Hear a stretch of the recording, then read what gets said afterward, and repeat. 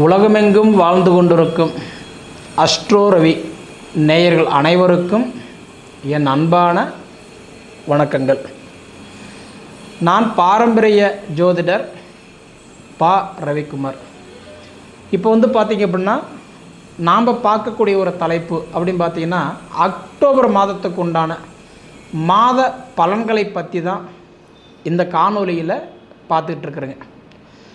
அப்படி பார்த்திங்கன்னா இந்த அக்டோபர் மாதம் காலப்புருஷ தத்துவத்துப்படி 9வது ராசின்னு சொல்லக்கூடிய தனுசு ராசிக்கு எவ்வாறு இருக்க போகுது அதை பற்றி தான் இந்த காணொலியில் இப்போ நாம் பார்த்துட்ருக்குறோங்க.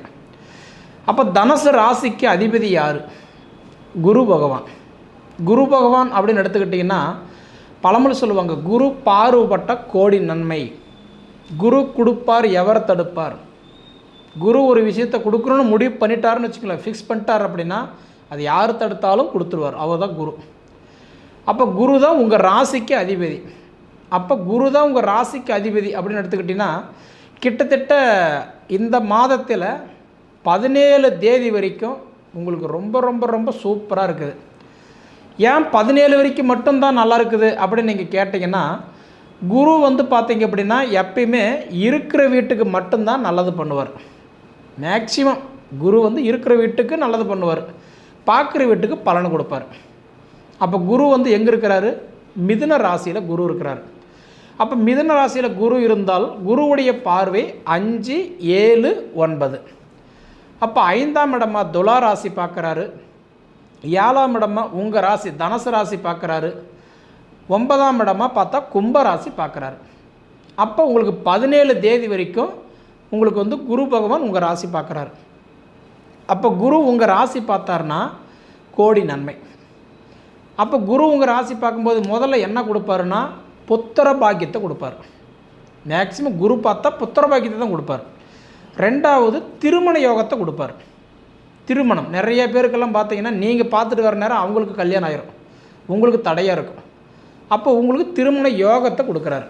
ஏன்னா உங்களுக்கு கலஸ்திர குருவாக தானே இருக்கிறாரு 7ஆம் இடத்துல. அப்போ 7ஆம் இடத்துல குரு இருந்தால் மாங்கல்ய ஸ்தானத்தை பார்க்குறாரு.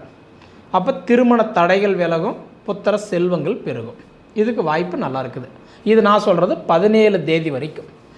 17ஆம் தேதிக்கு மேலே என்ன பண்ணுறாருன்னா மிதுன ராசியில் இருக்கிற குரு பகவான் கடக ராசிக்கு அதிசாரம் வாங்கி வர்றாரு. அதிசாரம் அப்படின்னா முன்னோக்கி வர்றது. வக்கரம்ன்றதை நம்ம என்ன சொல்கிறோம்? பின்னோக்கி போகிறது. அப்போ பின்னோக்கி போகலை, முன்னோக்கி வராரு.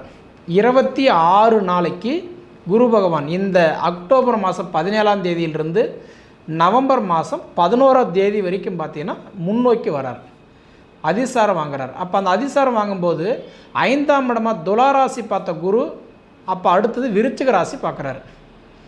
அப்போ அடுத்தது 7ஆம் இடமா இப்போ உங்கள் தனுசு ராசி பார்த்துட்டு இருக்கிறவர் மகர ராசி பார்க்குறாரு. அடுத்தது 9ஆம் ராசியை பார்த்தா கும்ப ராசி பார்த்துட்டு இருக்கிறவர் மீன ராசி பார்க்குறாரு. அப்போ குரு பகவான் இப்போ அதிசாரம் வாங்கும்போது உங்களுக்குன்னு ஒரு சில பாயிண்ட் ஆஃப் கொடுத்துக்கிட்டு இருந்தவர், சில நன்மைகள் செஞ்சுக்கிட்டு இருந்தவர் அடுத்தது என்ன பண்ணுறாருன்னா மகர ராசிக்கு செய்ய போகிறார். சரிங்களா? அப்போ குரு பகவான் உங்களுக்கு அப்போ நல்லது பண்ணிட்டு இருந்தவர் பண்ணல அப்படின்னா கெட்டது பண்ணுவார்னா கெட்டது பண்ணலை. அப்போ நல்ல விஷயங்கள் கொடுத்துக்கிட்டு இருந்தது தாமதப்படுத்தி கொடுக்குறாரு, மீண்டும் இயல்பு நிலைக்கு வரும்போது தராரு. சரிங்களா? அப்போ தனுசு ராசிக்கு உங்கள் ராசிக்கு அதிபதி 17ஆம் தேதி குரு பகவான் அதிசாரம் வாங்கும்போது இந்த காலகட்டம் நீங்கள் ஒரு 24-6 நாள், அதாவது கொஞ்சம் பொறுமையாக இருக்கிறது நிச்சயம் உங்களுக்கு நல்லது. சரிங்களா? அதே சமயத்தில் பார்த்துட்டா இப்போ தனுசு ராசிக்கு அர்த்தாஷ்டம சனி நடந்துகிட்டு இருக்கு இல்லைங்களா? அந்த அர்த்தாஷ்டம சனி இப்போ உங்களுக்கு நடக்குதுன்னா சனி பகவான் வக்கரத்தில் போயிருக்கிறதுனால இப்போ உங்களுக்கு நவம்பர் 28 வரைக்கும் அந்த சனியுடைய தாக்கம் இல்லை. அதனால் நீங்கள் பயப்பட வேண்டாம். சரிங்களா? அப்போ அது போக ராகு உங்கள் ராசியை 3வது பார்வையாக பார்க்குறாரு, தைரியஸ்தானத்தை பார்க்குறாரு.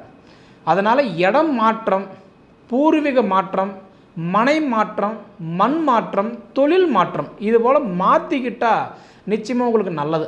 ஏன்னா ராகு பகவான் உங்களுக்கு தைரியஸ்தானமாக பார்க்குறாரு. அப்போ தைரியஸ்தானமாக ராகு பார்க்கும்போது என்ன பண்ணணும்? நம்ம ராசிக்கு என்ன தொழில் செய்யலாம், நம்ம ராசிக்கு எப்படிப்பட்ட வாசப்படி உட்காந்தா நல்லாயிருக்கும், நம்ம ராசிக்கு எந்த ராசிக்கல் மோதிரம் போட்டால் நல்லாயிருக்கும், நம்ம ராசிக்கு எந்த கலரில் நிறத்தில் வண்டியோ துணிமணி ஆடை அணிவிச்சா நல்லாயிருக்கும், இதுபோல் நீங்கள் இண்டிவிஜுவலாக தெரிஞ்சுக்கிறது பேசிக்காக உங்களுக்கு நல்லது. சரிங்களா? இப்படி இருக்கும்போது இப்போ பொதுவாக உங்களுக்கு வந்து பார்த்துட்டிங்கன்னா செவ்வாய் பகவான் உங்களுக்கு இப்போ எங்கே இருக்கிறாரு அப்படின்னு பார்த்தீங்க அப்படின்னா 11ஆம் இடத்துல லாபஸ்தானத்தில் செவ்வாய் இருக்கிறார்.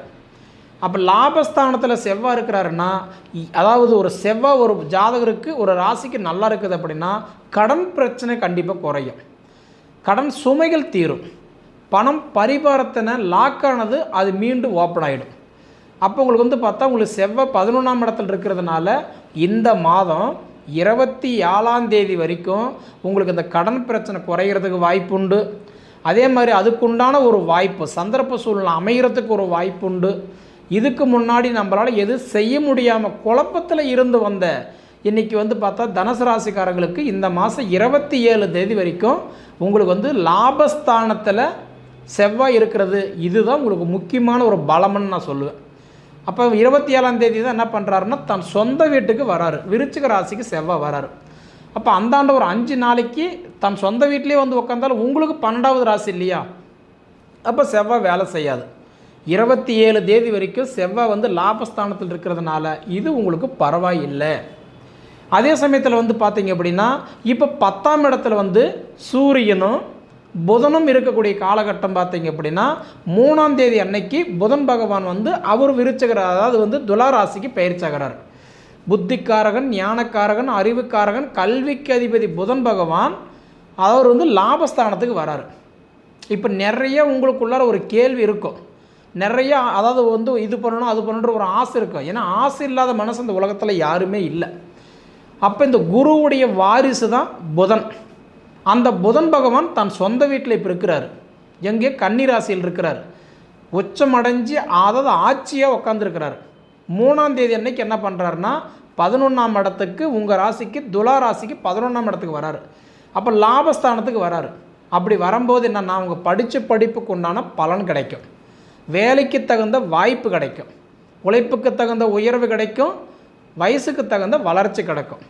வீடு ஃபுல்லாக காசு வச்சுருந்த காலம் போய் வீட்டில் 4 காசு எங்கே இருக்குமோ தொலாவர காலத்தில் தான் இருந்தீங்க. ஏன்னா தனுசு ராசிக்கு வந்து பார்த்தீங்கன்னா அர்த்தாஷ்டம சனி ரொம்ப சிரமப்பட்டிருப்பீங்க. கிட்டத்தட்ட சொல்லணும் அப்படின்னா அதாவதுன்றது இந்த 2025 மே மாதம் 14 தேதியிலிருந்தே உங்களுக்கு நிறைய நல்லா இல்லை.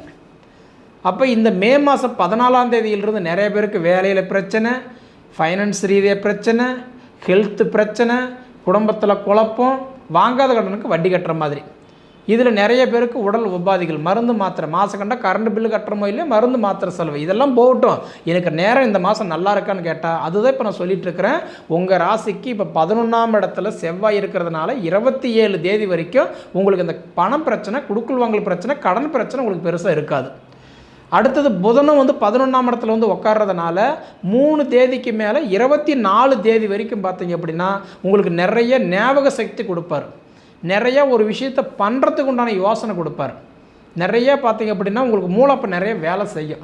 அப்போ புதன் பகவான் உங்கள் வீட்டுக்கு வர்றது இது ஒரு வகையில் பரவாயில்லை. 18ஆம் தேதி பார்த்தீங்க அப்படின்னா கன்னி ராசியில் இருக்க வேண்டிய அதாவது சூரிய பகவான் அவர் துலா ராசிக்கு வராரு, 11ஆம் இடத்துக்கு வராரு, லாபஸ்தானத்துக்கு. ஏன்னா சூரிய பகவான் லாபஸ்தானத்தில் வந்து உச்சமடைஞ்சிருந்தா உங்களுக்கு நிறைய பலன்களை கொடுத்துருப்பார். ஆனால் நீச்சம் அடைகிறார்.